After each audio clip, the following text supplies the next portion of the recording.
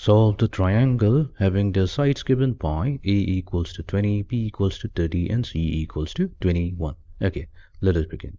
So here we have a triangle. Now this could be an oblique triangle. So let's suppose we have the triangle A, B, C.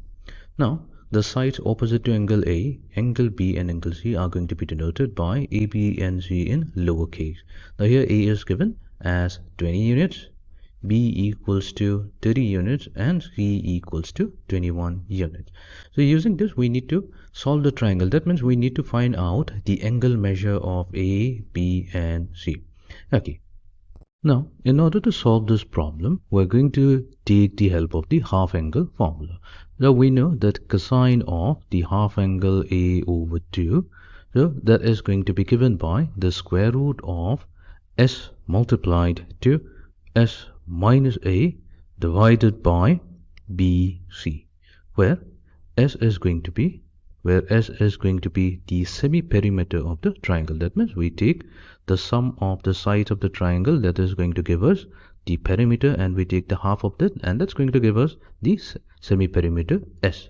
Okay, similarly we can define cosine of angle B over 2. So cosine of angle B over 2, that is going to be the square root of S multiplied to S minus B divided by A times C.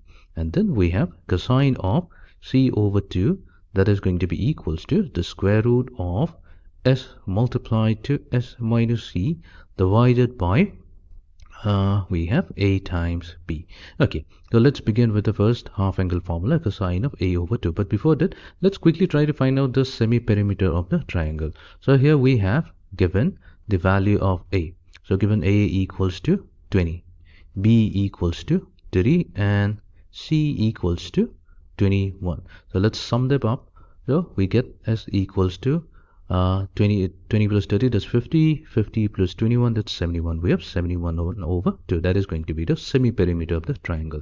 So now we're going to find out the cosine of angle A over 2. This must be equals to the square root of, in place of S, we'll replace it with 71 over 2 multiplied to 71 over 2 minus A. The A here is 20. Whole divided by, we need the product of B and C. So 21 times 30. So 30 multiplied to 21. Okay, so let's plug this value into a calculator, and that should give us, so this comes out to be approximately 0.93. Okay, so we now have obtained the value of cosine of A over 2. So that's equals to 0.93 approximately. Let's call it approximately. However, we need to find out the angle measure. So now what we'll do, we need to get rid of this cosine function. To get rid of it, all we have to do is take the inverse cosine function on both sides. So we have cosine inverse of cosine A over 2. This is going to be approximately equals to cosine inverse of 0.93. So we get A over 2. That's going to be approximately equals to, so let's find out the value of cosine inverse of 0.93. This implies that A over 2, that comes out to be approximately, so we have 20.84 degrees.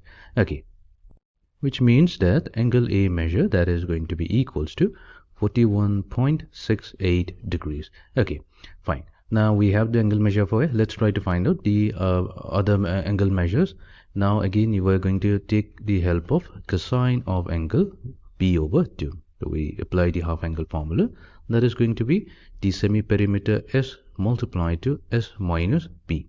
So this B is going to correspond to this B, easy to remember, divided by A times C. So let's substitute the value here. So we have the square root of, we obtain 71 over 2 multiplied to 71 over 2 minus B. B value was 30, whole divided by the product of 20 and 21. Okay, so cosine of B over 2, that comes out to be approximately 0.93. Okay, but we need the angle measure of B. So what we'll do, we're going to take the inverse cosine function of both sides. So B over 2 is going to be cosine inverse of 0.93. Okay, which means that we get B over 2 approximately 21.57 degrees. Okay, fine. So now we have B measure. So that is going to be equals to 43.14 degrees. Okay, now we have obtained angle measure B as well. So we have angle measure A, we have angle measure B. We can easily find out the angle measure C. We don't have to compute cosine of C over 2. Okay, so let's do that. So we have 41.68.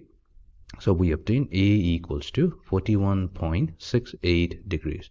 Then angle B came out as 43.14 degrees, which means that angle C measure, that is going to be 180 degrees minus A plus B.